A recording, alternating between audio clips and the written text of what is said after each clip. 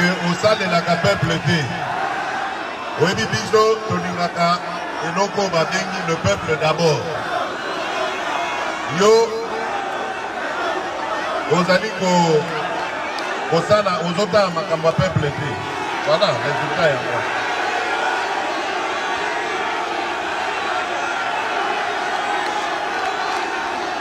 Kinkole oye! Bon,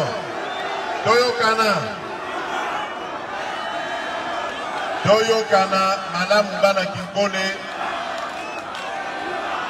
nayaki pona koyoka makambo oyo etali kolia ya bana mboka Congo.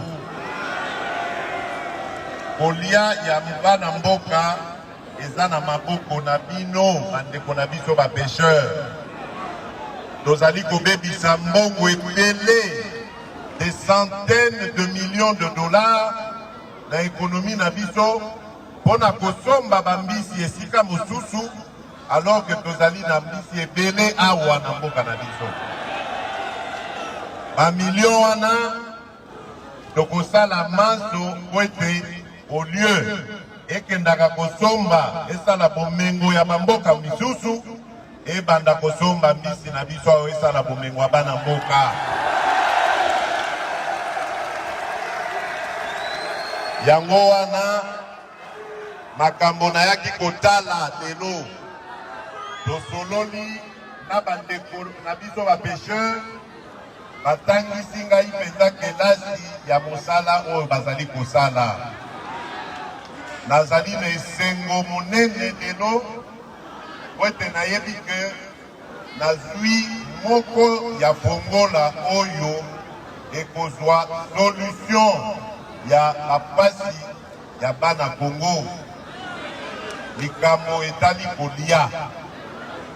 Oyebi ke objectif nga nayaki nango na bokonzi ezali ya kobongisa ba condition de vie ya ba Congolais. Na kati ya ba condition de vie wana tozali na kolia, tozali na kotanga, tozali na ba soins de santé bokolongono ya nzoto pe tozali na likambo etali kimia to sécurité to paix. Yango ba objectif nazali kolandela. Na likambo etali kotanga ya bana to lancer likambo ya gratuité toyebi ke ezali nanu chantier esili te mosala ezali. Na likambo etali ya ba soins de santé to bokolongono ya nzoto tozali kolanda likambo oyo ya assurance maladie, assurance universelle, c'est-à-dire bana nyonso ya Congo bakoka kokende na l'hôpital soki bazali kobela. Na likambo etali bien-être quotidien ya ba Congolais, c'est-à-dire kolia na bango, logement kolala na bango, tozali nde kolandela yango. Yango bomoni ngai na ye awa mpona kozwa fongola ya solution wana. Nakoki koyebisa bino te fongola nazwi yango lelo. Na comprendre makambo ebele. Likambo etali poule malebo kolongwa Kintsuka, koleka na Gombe, koleka na Kingabwa, Kinkole Malukuti, komatati na Yumbi, solution ekozwama. Toyoki na emanso bandeko na biso ba pêcheur balobi na lobaki na bino ke awa union sacrée esalemi tisalume banda. Gouvernement oyo ezali koya oyo tobengi gouvernement ya baguerrier bazali koya kosala guerre contre pasi ya mwana Congo. Makambo manso natangeli bino wana ekozala ba chantier ya gouvernement wana. Tokokunda mpona kobongisa nanu ezaleli ya Congolais, efandeli ya Congolais, po ete tokoka kotala sikoyo ndenge nini tokosala po totonga mboka na biso po soki congolais aza na nzala, congolais aza na insécurité, congolais aza maladi, congolais azotanga te, moyen mpe totonga Congo ekozala te. Voilà pourquoi objectif na biso, devise na biso ezaka le peuple d'abord. Tobongisana le peuple ongo totala ndenge nini tokotonga Congo.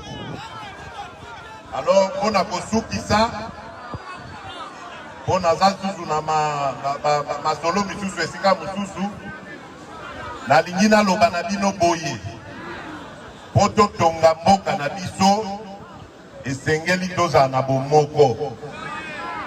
Bisika nyonso na koleka na Congo na kolemba koloba yango te. Biso bana Congo esengeli tozala lisanga moko na bolingo kati na biso. Kotala likambo babengi tribu, province ezali malamu te. Biso banso tozali na mama moko kombo na yango Congo. Biso banso soki Congo eza na pasi tokoyoka pasi. Muto oyo akozala na esengo ntango Congo ezoyoka pasi akozala te. Yango wana esengeli topesa na loboko tosimbana totala ndenge tokoki kokende liboso mpona mboka na biso. Ngai nazali wana mpona kolakisa bino nzela, bino bozali wana mpona kosunga ngai, kosimba ngai, tokoka kokende longo. Voilà bana mboka maloba moke nazali nango ya koyebisa bino. Sika nazali kotombela bino bovandi malamu pe Nkolo Nzambe abatela bino ki tokoya komonana.